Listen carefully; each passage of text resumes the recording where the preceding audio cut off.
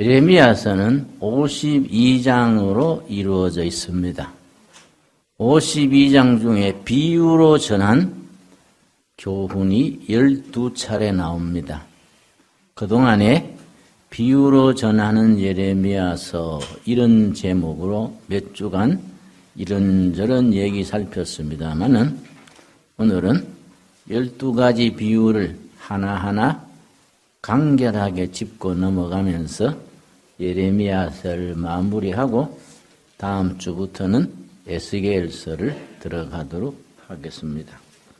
11절 말 1장 11절 여호와의 말씀이 또 내게 임하니라 이르시되 예레미야야 너가 무엇을 보느냐 하심에 내가 대답하되 내가 살구나무 가지를 보나이다. 몇 차례 우리가 살폈습니다마는 하나님께서 예레미야에게 네가 무엇을 보느냐? 예레미야가 살구나무를 봅니다. 살구나무가 히브리 말로 샤카드입니다. 샤카드. 하나님께서 왜 샤카드, 살구나무를 보게 하셨는가? 12절에 대답이 있습니다. 여호와께서 내게 이르시되 너가 잘 보았도다. 이는 내가 내 말을 지켜 그대로 이루리라. 말씀을 이룬다. 약속을, 말씀을 지킨다. 이것도 사콰드입니다. 사콰드. 그래서 살구나무 샤카드를 보여주시면서 내가 너에게 한 말을 내가 지키는 것을 보증한다. 그 뜻으로 이 비유를 말씀하셨습니다. 1장 13절 두 번째 비유입니다. 예레미야서에 비유가 몇 가지 나온다고요? 12가지 중에 두 번째 13절 여호와의 말씀이 다시 내게 임하니라 이르시되 너가 무엇을 보느냐? 대답하되 끓는 가마를 보나이다. 그 윗면이 북에서부터 기울어졌나이다. 북쪽에서부터 남쪽으로 기울어진 불가마, 끓는 가마입니다. 그래서 성경을 읽는 첫째 조건, 둘째 조건, 세 가지 조건이 있는데 성경을 제대로 읽고 이해하는 데는 첫째는 성경 어디에 구약이든 신약이든 어느 곳을 읽든지 예수님 중심으로 읽는다. 이걸 복음적 이해라고 그러고 영어로는 이반제리칼 언더스탠딩, 조금 더 신학적인 말로 구속사적 이해 이렇게 말합니다. 이 첫 번째입니다. 두 번째는 옛날에 쓰여진 그 말씀이 지금 현실 나에게 주시는 메시지로 받아들인다. 두 번째입니다. 세 번째는 구약을 읽을 때는 그 속에 신약이 숨어 있다. 계시되어 있고 신약을 읽을 때는 구약이 성취되어 있다. 그런 신구약 간의 연결성을 가지고 한 권으로 읽는 것이 성경 읽는 중요한 기준입니다. 자, 1장 13절에 북에서부터 남쪽으로 기울어진 끓는 가마. 이거는 본문에서는 북쪽에서 밀어닥치는 바벨론 세력을 말합니다. 그런데 지금 우리에게는 북한의 핵무기입니다. 북쪽에서 끓는 가마가 지금 기울어져 있는데 여차하면 그게 쏟아지면 재난이 온 땅에 덮치게 된다. 경고하시면서 길은 한 가지 있다. 회개하면 된다. 내가 너희들에게 회개할 기회를 준다. 회개하면 끓는 가마 위협이 사라지고 회개하지 아니하고 미련스럽게 그냥 나가면 끓는 가마가 엎질러진다. 불행하게도 이 백성들은 지도자도 백성들도 회개하지 않았습니다. 그래서 끓는 가마가 엎질러져서 남쪽으로 밀어닥쳤는데 이 바벨론 느부갓네살 군대입니다. 경고하시면서 회개하면 된다. 회개하지 않을 때 재앙을 주시고 그 다음 재앙으로 끝나면은 구약으로 끝나버리니까 복음이 우리에게 오지 못했지요. 재앙 그 다음에 꼭 소망을 주십니다. 모든 예언자들의 공통된 구조가 현재 재앙에 대한 하나님의 경고, 회개 촉구, 심판으로 끝나는 게 아니라 그 다음 희망. 그 희망의 주인이 예수 그리스도, 메시아의 희망입니다. 이 예언서의 구조입니다. 자, 우리는 지금 끓는 가마가 어딥니까? 북한의 핵무기지요. 근데 다행히 북한 정권이 너무너무 잘못된 정권이기 때문에 우리가 남한 백성들이 회개하고 마음이 하나 되고 교회가 새로워지면 끓는 가마가 오히려 축복의 가마로 바뀌게 될 줄로 믿습니다. 그래서 탈북민들이 우리나라에 현재 33,000명이 와 있습니다. 10만 명까지 받아들여서 우리가 같이 잘 살면 통일의 기반이 이루어진다고 생각합니다. 이번에 그 탈북민 중에 영국의 외교관으로 있다가 온 사람이 태영호지요? 똑똑하더라고요. 한국당 공천을 받아서 강남 갑구에 출마를 하게 됩니다. 그건 아주 황교안 대표가 발탁을 잘한 것 같아요. 탈북자 외교관 출신을 강남에 출마시켜서 국회의원 당선이 돼서 북한에 그걸 퍼뜨리면 야, 남조선에 넘어가서 국회의원을 다 하는구나. 그 민심이 흔들릴 수 있다 이거죠. 그리고 내가 듣기로는 추천하는 분들은 태영호 외교관에게 그 뭐라 그럽니까? 국회 선거하는 것 말고 공천한 비례 옳지 비례로 나가시오. 그랬더니 본인이 아닙니다. 나는 정식 선거해가지고 투표로 나가겠습니다. 담대한 거지요. 예. 사람이 야무지게 생겼어요. 예. 우리 교회 내가 하면 강사로 초청하려고 그럽니다. 예. 사람이 야무지더라고요. 끓는 가마는 지금 우리들에게 있는 겁니다. 북쪽에서 남쪽으로 기울어져 있는 끓는 가마. 지금 우리에게 주시는 메시지는 기회는 한 번 있다. 회개하고 새로워지면 끓는 가마를 축복의 가마로 바꿔주겠다. 소망을 주시는 겁니다. 불행하게도 유대 이스라엘 백성들은 그렇게 하지 않았습니다. 세 번째 13장 예레미야서 13장 이번에는 썩은 띠, 허리띠, 배로 된 허리띠를 가지고 하나님께서 교훈을 주십니다. 13장 1절 여호와께서 이와 같이 내게 이르시되 너는 가서 배띠를 사서 너 허리에 띠고 물에 적시지 말라 하시기로. 예레미야 선지에게 하나님께서 배로 된 띠를 허리에 메고 이걸 유프라데스 강에 가서 바위 밑에 숨겨놔라. 며칠 있다 가니까 그 띠가 강물에 썩은 거예요. 그걸 가지고 하나님께서 너희들에게 주는 교훈이다. 너희들은 왜 썩은 띠를 의지하려고 그러느냐? 왕과 백성들이 자꾸 바벨론에 기대지 않고 남쪽에 에집트에 의지하려고 그러니까 썩은 띠다. 이게. 물을 저장하지 못하는 터진 웅덩이고 썩은 띠다. 그걸 일러주는 겁니다. 7절. 내가 유프라데로 가서 그 감추었던 곳을 파고 띠를 가져오니 띠가 썩어서 쓸 수 없게 되었더라. 8절. 여호와의 말씀이 내게 임하니라 이르시되 여호와께서 이와 같이 말씀하시니라. 내가 유다의 교만과 예루살렘의 큰 교만을 이같이 썩게 하리라.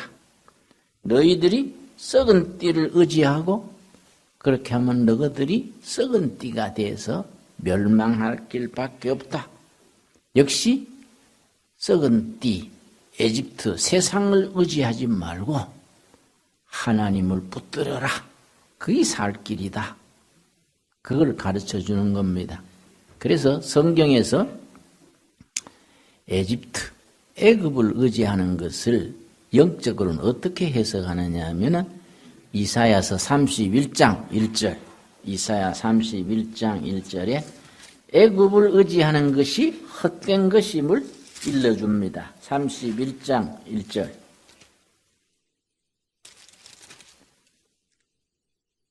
도움을 구하러 애굽으로 내려가는 자들은 화 있을진저. 세상 줄, 애굽 줄 의지하려는 자들은 화가 있다. 그들은 말을 의지하며 병거의 많음과 마병의 심이 강함을 의지하고 이스라엘의 거룩하신 이를 앙모하지 아니하며 여호와를 구하지 아니하나니 여호와께서도 지혜로우신즉 재앙을 내리실 것이라. 하나님 의지하지 아니하고 진리를 의지하지 아니하고 헛된 세상 이집트 의지하면은 이집트의 말은 군사력을 말합니다. 말은 항상 전쟁의 동물이고 나귀는 평화의 동물입니다. 예수님이 첫 번째 예루살렘 성에 들어갔을 때 무슨 짐승 타고 들어갔지요? 나귀, 말 타고 들어가신 게 아닙니다. 전쟁에 승리한 장군은 말을 타고 입성하고 평화의 왕이신 예수님은 나귀 타고 들어가시는 겁니다. 나귀는 평화, 말은 전쟁, 그 상징을 그렇게 합니다. 그러니까 썩은 띠 의지하고 그렇게 하는 자들은 애굽을 의지하는 자들은 멸망이 기다리고 있다. 그걸 썩은 띠를 가지고 일러줍니다. 네 번째 13장 다시 되돌아옵니다. 13장 12절 말씀. 그러므로 너는 이 말로 그들에게 이르기를 이스라엘의 하나님 여호와의 말씀에 모든 가죽 부대가 포도주로 차리라 하셨다 하라. 그리하면 그들이 너게 이르기를 모든 가죽 부대가 포도주로 찰 줄을 우리가 어찌 알지 못하리요 하리니. 예레미야가 시인의 한복판에 나가가지고 국민들 앞에 모든 가죽 부대에 포도주가 가득 찼다. 그러니까 그건 누가 모르냐? 가죽 부대가 포도주 담는 부대인데 그걸 누가 몰라서 그러냐? 그런데 그걸 통해서 하나님이 보여주시는 비유를 통한 교훈이 뭐냐 하면은 13절 포도주로 가득 찬 가죽 부대를 통해서 하나님이 일러주시는 그 시대의 교훈, 또 우리 시대의 교훈이 뭐냐? 13절 너는 다시 그들에게 이르기를 여호와의 말씀에 보라. 내가 이 땅의 모든 주민과 다윗의 왕위에 앉은 왕들과 제사장들과 선지자들과 예루살렘 모든 주민으로 잔뜩 취하게 하고 포도주에 취해가지고 정신을 잃고 해롱된다. 포도주에 취해가지고 맨정신 잃어버리고 주사, 술주정이나 하고 하나님을 잊어버리고 술 취한 사람이 뭐 제정신이 없지 않습니까? 너희들이 지금 그 짝이다.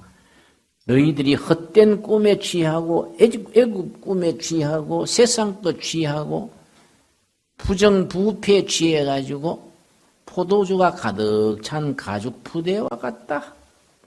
그래 너희들이 제정신을 못 차리고 멸망의 길로 가는 거다.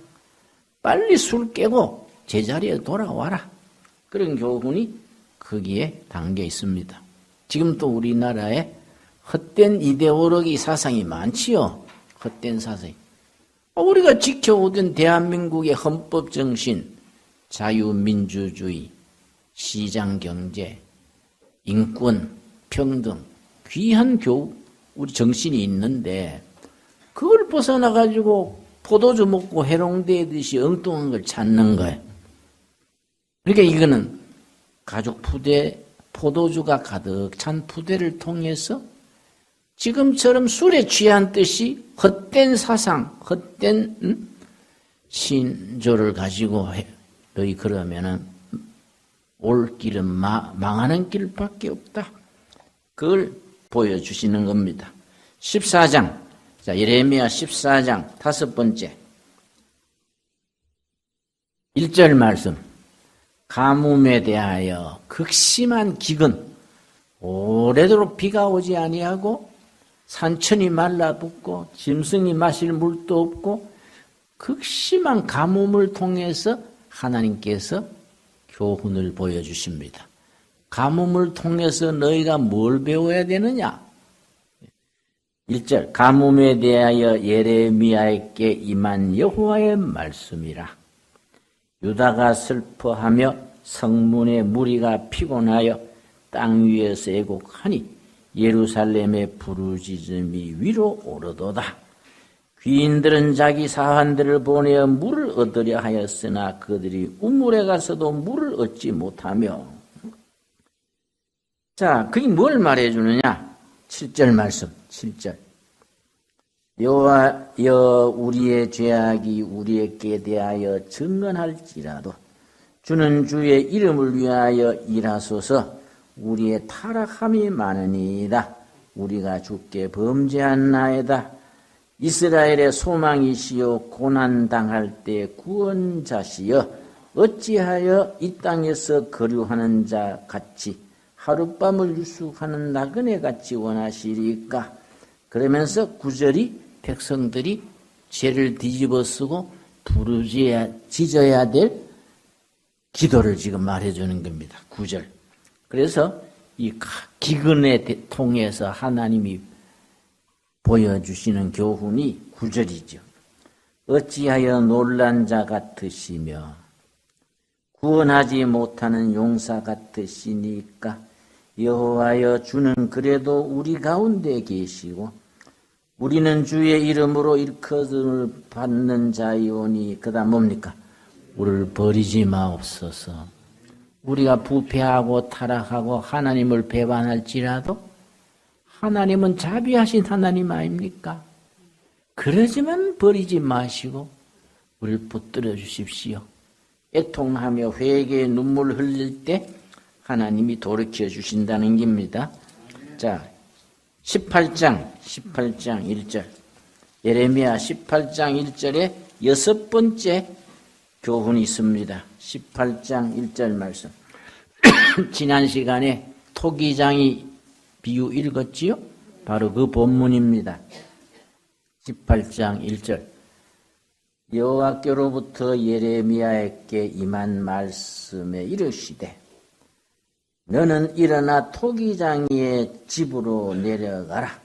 내가 거기에서 내 말을 너게 들려주리라 하시기로 내가 토기장이의 집으로 내려가서 본즉 그가 농로로 일을 하는데. 4절 같이 읽겠습니다. 진들고로 만든 그릇이 토기장이의 손에서 터지매 그가 그것으로 자기 의견에 좋은 대로 다른 그릇을 만들더라. 이 무슨 교훈이냐? 이스라엘 백성들은 진들더미요. 진흙을 가지고 그릇을 만드는 분은 하나님이에요. 하나님께서 진흙을 재료를 가지고 옹기 그릇을 만드는데 이게 빗나가고 하나님이 원한 대로 안 되면은 이걸 확 엎어버리고 새로 만든다. 내 손에 있는 진들더미 같은 너희들이 내 뜻에 합당하면은 좋은 작품을 허락할 것이고 합당하지 못하면 너희들을 뭉개버리고 새 그릇을 만들 수밖에 없다. 내가 다른 민족, 다른 백성을 통해서도 얼마든지 역사할 수 있는 거 아니냐. 이게 토기장이의 그릇을 통해서 우리에게 주시는 교훈입니다. 비슷한 교훈이 19장에 다시 나옵니다. 19장. 예레미야서 19장. 10절 말씀. 너는 함께 가는 자의 목전에서 그 옹기를 깨뜨리고, 예레미야가 옹기 그릇을 자기가 손으로 깨뜨려 버리고 그들의 이르기를 만군의 여호와께서 이와 같이 말씀하시되 사람이 토기장이의 그릇을 한번 깨뜨리면 다시 완전하게 할 수 없나니 이와 같이 내가 이 백성과 이 성읍을 무너뜨리니 도벳에 매장할 자리가 없을 만큼 매장하리라. 완전히 온 나라가 쑥밭이 된다. 그러니까 너희들이 옹기 그릇 흙 징들더미를 옹기를 깨뜨려 가지고 버려버리고 완전히 옹기 깨뜨려진 조각들을 사방에 버리듯이 너희들이 버림받는 백성이 될 수 있단다. 그러니 하나님이 버리시기 전에 회개하고 돌아와라. 그게 이제 그 예레미야는요 눈물로 호소하는 겁니다. 눈물로. 그렇게 선포할 때마다 돌아오는 거는 욕먹고 매질당하고 감옥에 들어가고 구덩이에 집어 던져가지고 나오지 못한 데 던졌는데 그나마 예레미야를 인정하는 분이 밤에 가서 건져내주고 이 예레미야 50년의 일생이야. 참 그래서 눈물의 선지, 비극의 선지 그렇게 부릅니다. 그런데 그 예레미야의 애국심이라는 건 참 하늘을 찌르는 거지요. 자, 24장 8번째 24장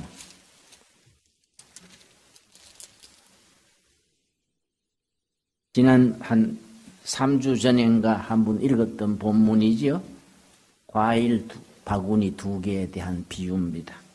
2개 무화과 나무 광주리가 2개가 있는 겁니다. 24장 1절 바벨론의 느부갓네살 왕이 유다 왕 여호야김의 아들 여고냐와 유다 고관들과 목공들과 철공들을 예루살렘에서 바벨론으로 옮긴 후에 여호와께서 여호와의 성전 앞에 놓인 무화과 2 광주리를 내게 보이셨는데 그렇게 호소했는데 회개하지 아니하고 하나님 앞에 목이 곧은 백성으로 그러다가 바벨론 군대에 짓밟혀서 바벨론 수도로 포로로 끌려간 거예요. 그 즈음에 하나님께서 광주리 2개의 비유를 보여주시는 겁니다. 그는 절망 속에서 희망, 그리고 2 광주리를 통해서 하나님께서 성별해 놓은 일꾼이 따로 있다. 그걸 보여주시는 거죠. 자, 2절. 한 광주리에는 처음 익은 듯한 극히 좋은 무화과가 있고 한 광주리에는 나빠서 먹을 수 없는 극히 나쁜 무화과가 있더라. 2 광주리 중에 한 광주리는 깨끗하고 잘 익은 광주리, 탐스러운 과일이 있고 다른 한 광주리는 썩어서 못 쓰는 광주리예요.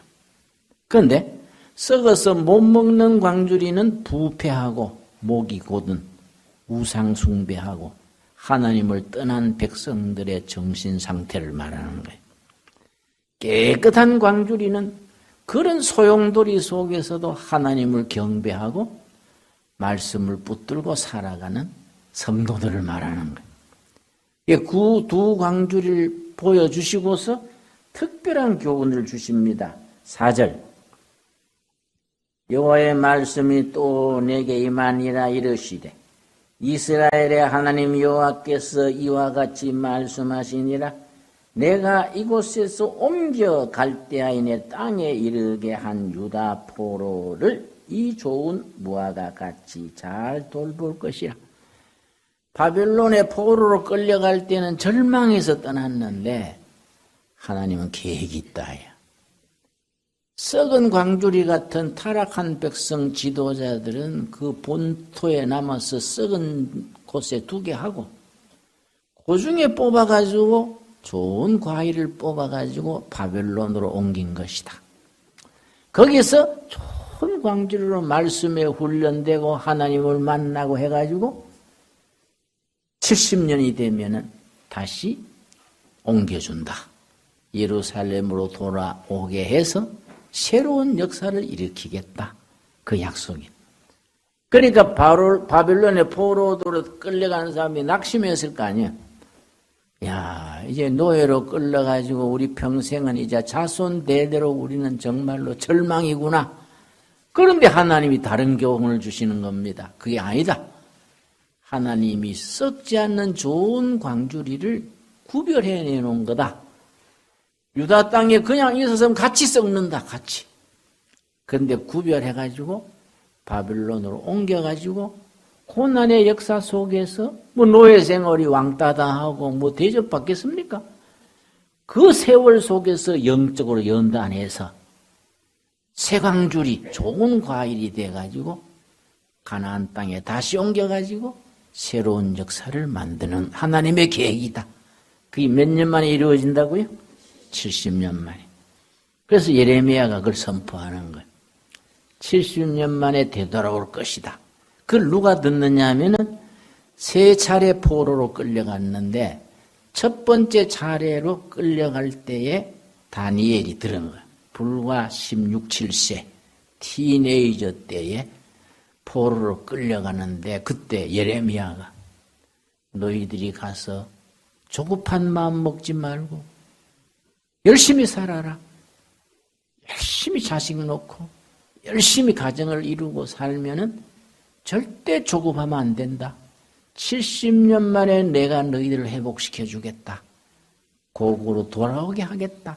그때는 쇠광주리로, 새광주리로 새로운 역사를 일으키는 그루터기로 남은 자로 돌아오게 하겠다. 그걸 예레미야가 그걸 선포하는 거예요. 포로도 끌려가는 사람들 앞에.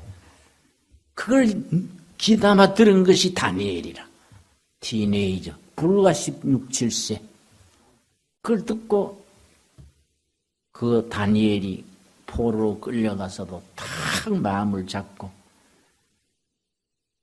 음식을 절제해서 채식을 하고 술을 입에 대지 않고 매일 세 차례씩 두고 온 예루살렘 하늘 향해서 꼭 기도하는 거예요.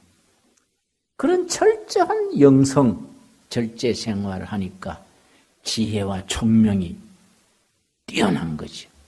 그래서 거기서 제상의 자리까지 올랐는데 제상으로 있으면서 포로로 끌려와서 당대의 제상이 됐으니까 엄청난 거지요. 그런데 어느 날 아침에 묵상하다가 오늘이 70년째 되는 해구나 이 해가. 그 다니엘서 9장입니다. 다니엘서 9장. 그럼 찾아보겠습니다. 확인하고 넘어갑시다. 다니엘서 9장에 아침 묵상하다가 올해가 지금 70년째 되는 해다. 그걸 생각하고 금식하면서 기도로 들어가는 겁니다. 70년 됐으니까 올해 해방될 거이다 떠드는 게 아니라 금식하면서 회개하면서 기도하는 겁니다. 다니엘서 9장 1절. 그래서 여러분이 성경 읽을 때 전체를 읽을 때 전체로 그 구절에 빠지면 무슨 뜻인지 잘 이해가 안 되지요. 9장 1절. 메대 족속 아하수르의 아들. 아하수르는 누구 남편입니까? 에스더의 남편. 그러니까 아하수르에는 페르시아 3대 왕입니다. 세 번째 왕이고 그 아들이 다리오입니다. 다리오가 갈대아 나라 왕으로 세움받던 첫 해 곧 그 통치 원년에 나 다니엘이 책을 통해 여호와께서 말씀으로 선지자 예레미야에게 알려주신 그 연수를 깨닫나니 곧 예루살렘의 황폐함이 70년 만에 그치리라 하신 것이라. 그 해가 70년째 되는 해요. 그러니까 다니엘은 백발이 상상한 100살 가까운 90 몇 세가 됐을 때겠지요. 평생을 절제 생활하니까 건강관리가 뛰어난 거죠. 과식 안 하지요. 채식하지요. 술을 입에 안 대지요. 매일 기도 생활하고 하니까 건강이 남다른 거지요. 그럼 오래 살아남아야 돼. 그죠? 천국이 좋아도 서둘러 갈 건 없다. 건강관리 잘하고 잘 살다가 천국으로 가는 게 좋은 거지요. 다니엘식으로 해야지요. 그래서 3절 내가 금식하며 베옷을 입고 죄를 덮어쓰고 주 하나님께 기도하며 간구하기를 결심하고 예레미야 선지의 그 위대한 예언을 떠올리자 금식하는 거예요. 그래서 자기 죄를 회개하고 하나님 70년 전에 예레미야 선지를 통해 이런 말씀 응답되기를 원합니다. 금식하며 기도할 때니까 하나님이 응답하시는 거야. 21절 9장 다니엘서 9장 21절 곧 내가 기도할 때에 이전의 환상 중에 본 그 사람 가브리엘이 좋은 소식을 전하는 천사를 가브리엘 천사라 그럽니다. 전쟁을 담당하는 천사는 가마리엘, 치료를 담당하는 천사는 라파엘, 좋은 소식 전하는 우체부는 가브리엘. 가브리엘이 날아와서 빨리 날아서 저녁 제사를 드릴 즈음에 내게 이르렀더니 23절 곧 너가 기도를 시작할 즈음에 명령이 내렸으므로 이제 너게 알리러 왔느니라. 금식하며 기도할 때 하나님께서 그 일을 성취하는 메시지를 가진 가브리엘 천사를 보내는 거예요. 그러니까 우리가 땅에서 금식하며 회개하면서 기도드리는 기도와 하나님의 뜻이 만나는 자리에 역사가 일어나는 거예요. 둘 중에 한 가지가 없어도 안 되는 거예요. 하나님의 뜻이 있고 땅에서 회개하며 금식하며 부르짖을 때에 그게 만나는 자리가 사건이 일어나는 거예요. 하나님의 역사가 이루어지는 겁니다. 이런 구절 가만히 참 살펴보면요. 성경이 참 무궁무진하고 멋있어요. 27장, 예레미야서 27장.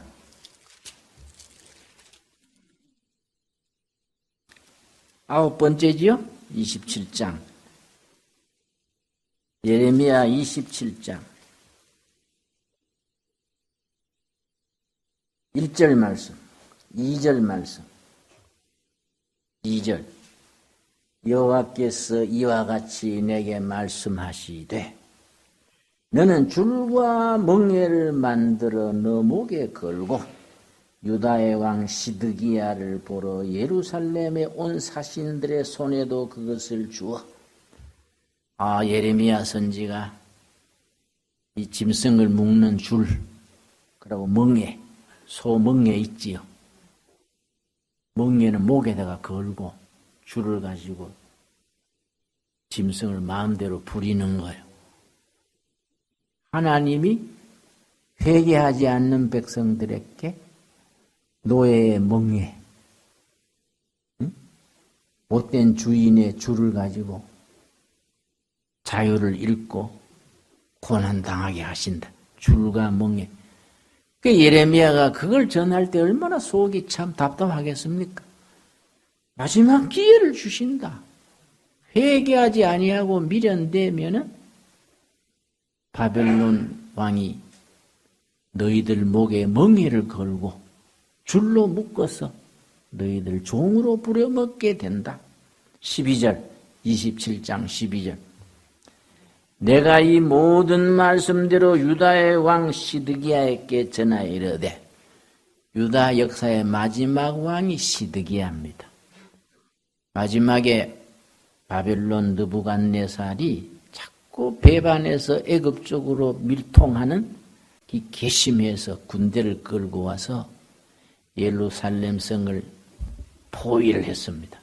그렇게 시드기야가 뭐 그냥 죽을 수 있나? 마지막 쨍 하고 죽자 하고 저항을 했어요. 저항을 하는데 뭐 양식이 떨어지고 뭐 그러니까 망할 줄 알고 처자식을 뒷문으로 도망을 시켰습니다. 죽어도 내 혼자 죽고 자식들은 살아남아라 하고 뒷문으로 도망을 쳤는데 성 뒷문으로 그걸 뭐 바벨론 군대가 딱 그걸 보고선 뒤따라가 가지고 체포해 와 가지고 예루살렘 성을 허물어뜨리고 거기 BC 587년 5월 9일이에요. 5월 9일 성을 허물어뜨리고 도망하던 왕자, 왕비들을 잡아와서 시드기야 왕 앞에서 다 찔러 죽였어요. 칼로 하나하나 다 죽였어요. 그리고 시드기야는 눈을 뽑았어. 눈을 뽑고서는 소멍에를 탁 목에 걸고 밧줄로 끌고 예루살렘에서 바벨론 수도까지 끌고 간 거예요. 이걸 예레미야는 미리 보는 거예요. 환상 중에. 너희들이 멍에에 줄에 끌려서 가게 된다. 그래서 12절 내가 이 모든 말씀대로 유다의 왕 시드기야에게 전하여 이르되 비극적인 마지막 왕 시드기야입니다. 왕과 백성은 바벨론 왕의 멍에를 목에 메고 그와 그의 백성을 섬기소서 그리하면 사실이라. 바벨론에 순종하고 살아야 살 길이 나지.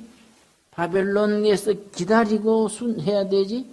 쓸데없이 에집트 쪽에 내통해가지고 바벨론에 반역하려다가는 진짜 멍에를 메고 바벨론으로 끌려가게 된다. 그 얘기를 하는 겁니다. 그러고 그 밑에 거짓 선지자들이 있는 거예요. 거짓 선지자들이 시드기야한테 돼가지고 듣기 좋은 소리만 하는 겁니다. 예레미야 저 엉터리예요. 저거는 예레미야는 저거는 역적입니다. 그 말 듣지 마십시오. 하나님이 보호하시는데 우리 예루살렘 성은 영원 부금 튼튼합니다. 그러니까 헛소리를 듣고 시드기야는 우쭐해가지고 예레미야를 옥에 가둬버린 거예요. 그 충신 예레미야를. 결국은 바벨론 군대에 뭐 그렇게 돼서 바벨론 왕이 목에 멍에 걸고 끌어간 거이지요. 근데 그걸 거짓 선지자의 말을 시드기야가 자꾸 귀를 기울여 가지고 흔들리는 거예요. 14절 그러므로 당신들은 바벨론의 왕을 섬기게 되지 아니하리라 하는 선지자의 말을 듣지 마소서. 그들은 거짓을 예언함이니이다.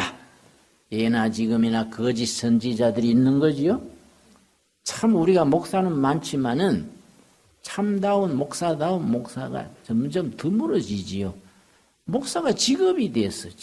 직업이 돼가지고 이게 뭐 응?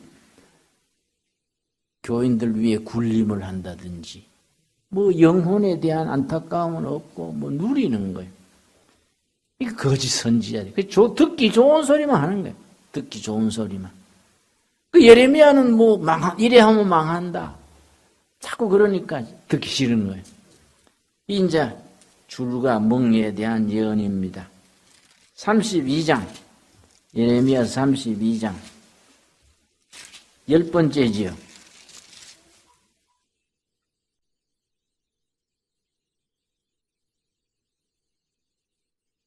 1절 말씀.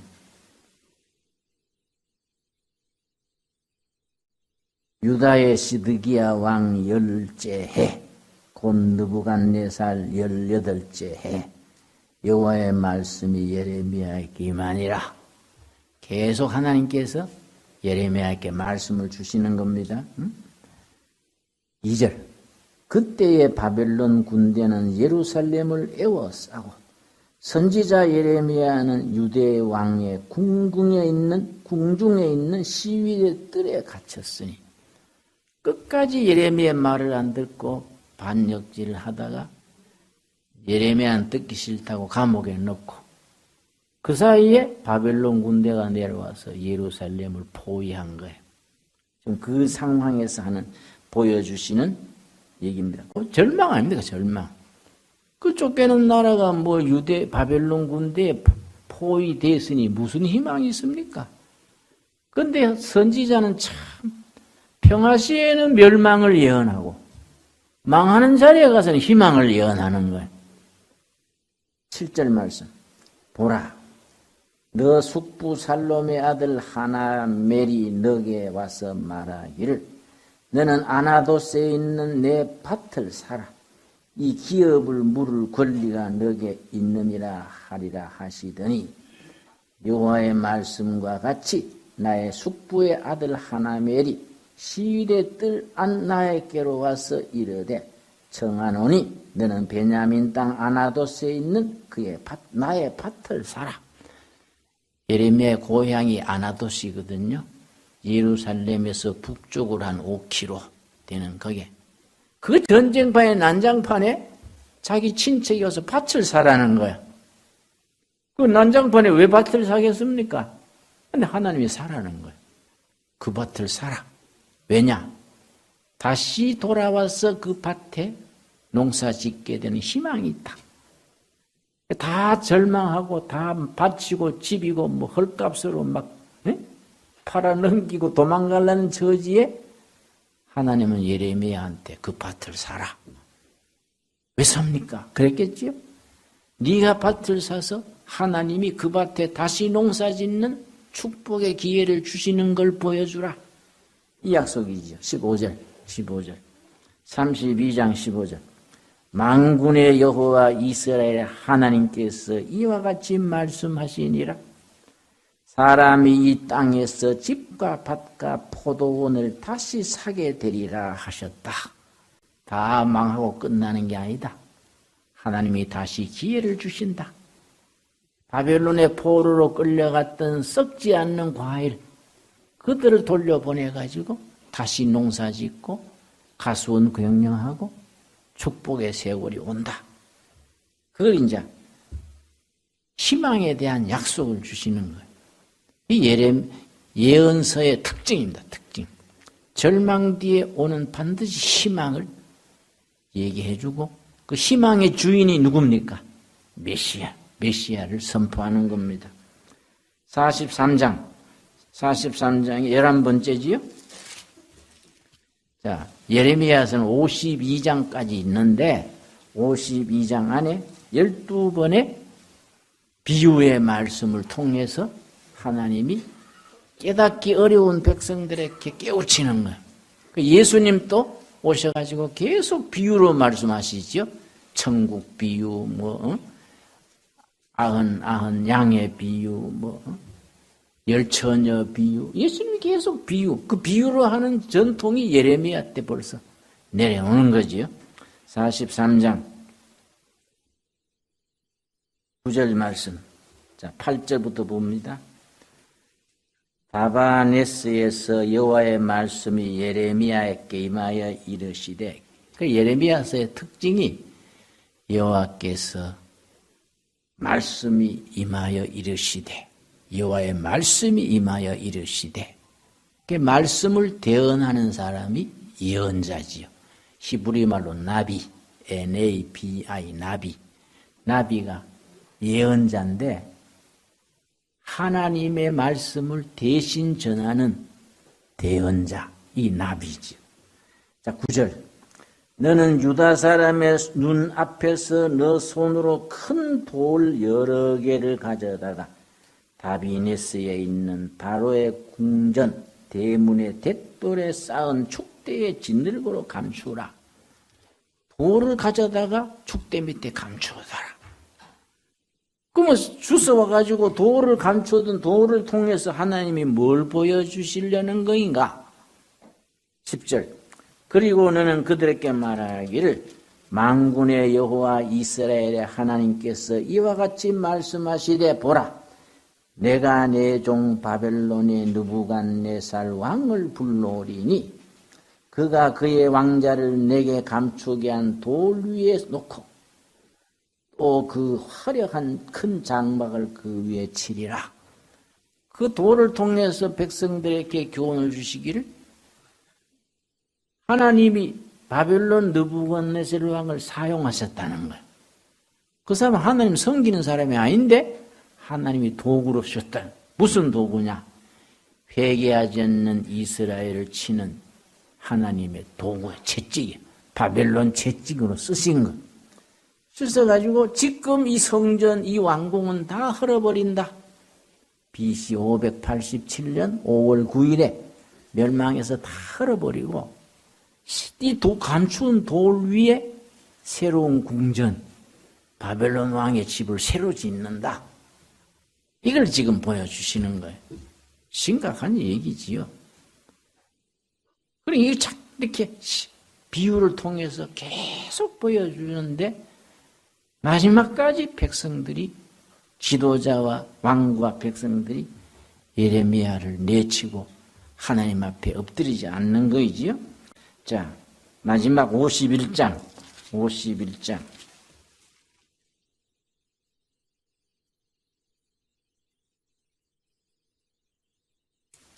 63절 51장 63절 끝부분에 가서 바벨론 제국에 대한 예언을 보여주시는 겁니다. 바벨론이 그렇게 세 번이나 침공해서 포로로 끌려가고 그랬지만은 바벨론 제국이 영원할 것 같았는데 아니래. 하나님의 뜻은 다르다. 그 바벨론이 하루아침에 무너지고 그 나라에 페르시아가 들어서는 거예요. 그 페르시아, 바벨론을 무너뜨리고 페르시아를 건국한 왕이 고레스죠. 고레스. 그 고레스가 바벨론의 포로로 왔던 사람들을 해방시키는 거예요. 그 70년 만에 돌아오는 거예요. 그게 BC 537년이에요. 그 하나님의 그 마지막 예레미야서의 마지막 예언이 해당하지요. 63절. 너는 이 책 읽기를 다한 후에 책에 돌을 메어 유프라데 강 속에 던지며 율법책을 가지고 와가지고 거기에 유프라데스 강, 그 바벨론과 예루살렘 사이에 있는 큰 강이 유프라데스 강입니다. 인류 4대 문명의 발상지인 티그리스 유프라데스 강 기억나지요? 그 유프라데스 강 바닥에 그 책을 던져라. 돌을 달아가지고. 왜 그냥 던지면 종이가 떠오르니까 돌을 줄로 묶어가지고 강바닥에 던져라. 그러면 책이 가라앉잖아요. 다시 떠오르지 못하지요. 그걸 통해서 뭘 보여주시느냐? 63절. 말하기를 바벨론이 나의 재난 때문에 이같이 몰락하여 다시 일어서지 못하리니 그들이 피폐하리라 하라 하니라. 예레미야의 말이 이에 끝나니라. 마지막 예언이요. 바벨론이 망할 운명을 예언하고 예언이 끝나는데 유프라데스 강바닥에 돌을 줄에 묶어서 강바닥에 책을 버려서 바닥에 깔아앉았지요. 그러고 위대한 예언을 합니다. 앞으로 절대 바벨론은 재기하지 못한다. 바벨론의 운명은 이걸로 끝난다. 근데 바벨론 땅이 이락입니다. 이락. 페르시아는 이란, 지금 이란은 페르시아 그쪽이고 바벨론이 이락인데 지난번에 이락에 후세인 왕이 있지요? 후세인 왕이 보통 인물은 아니죠. 꿈이 있었어요. 바벨론 제국을 재건하겠다. 후세인이 꿈은 그겁니다. 바벨론 제국을 옛날 바벨론의 영광을 내가 재건한다. 그래가지고 쿠웨이트도 침략하고 이란하고 전쟁하고 그 후세인의 바벨론 재건의 꿈을 위해서 한데 이거는 후세인이 예레미야서 51장 64절을 읽었으면 그런 쓸데없는 꿈 안 꾸지요. 바벨론 제국 건설하려고 그러는데 결국은 지가 도망가다가 조그마한 구덩이에 숨어 있다가 미군한테 잡혀가지고 총살당했지요. 미군이 총살한 게 아니고 한의진 이락 사람들이 끌어다가 재판해서 사형 집행했지요. 참 성경을 알아야 돼. 그 후세인이 성경을 읽었으면 안 그러지. 일찍 겸손하게 이거 안 되는 나라구나. 착하게 살다가 어떻게 해야지. 근데 지는 뭐 잘난 듯이 뭐 바벨론 재건한다. 그 예레미야서 51장 64절에 돼 있는 거라. 이건 영원히 멸망한다. 그걸 예레미야가 뭘로 보여주는 겁니까? 책에 줄로 돌을 달아가지고 유파레드 강에 던지는 것. 돌이 밑에 달렸으니 떠오르지 못하지요. 재건이 안 되는 거지요.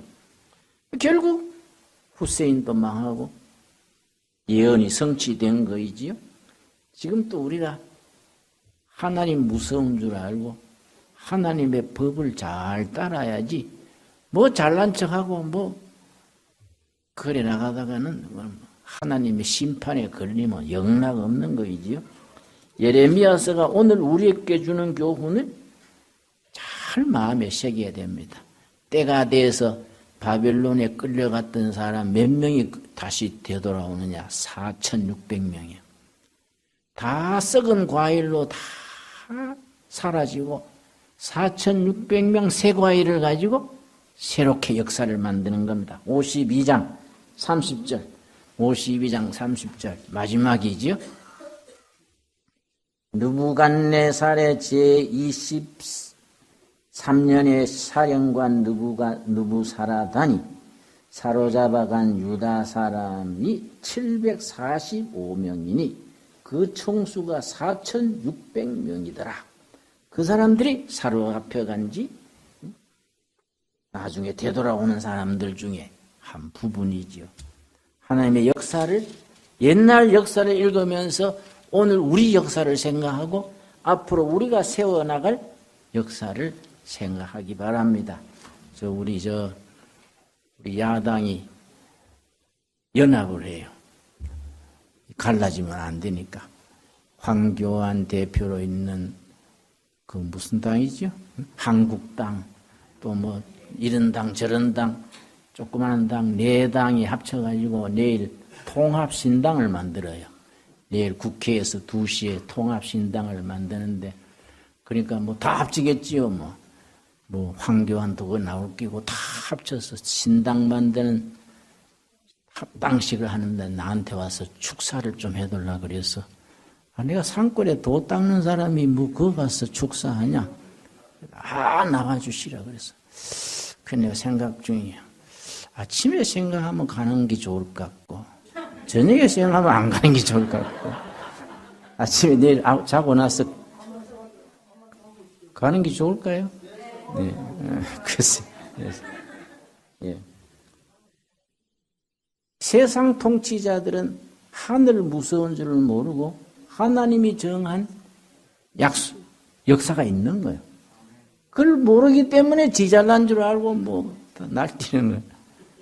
그러나 하나님의 계획은 이루어져 가는 거지요. 우리 기도합시다.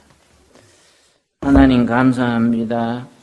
오늘 또 거룩한 날이니 거룩히 지키라 하신 성일에 예배드리고 성도의 식탁 교제를 하고 또 오후에 예레미야서에 나타나는 12가지 비유의 말씀을 잠깐 살폈습니다. 말씀이 우리 영혼의 양식이 되고 우리 나라 살리는 양식이 되고 교회를 부흥시키는 살아있는 생명의 말씀 되게 하여 주시옵소서. 우리가 썩은 과일 같은 백성들 속에 썩지 않는 싱싱한 과일이 되어서 하나님의 역사를 이루어가게 하여 주시옵소서. 예수님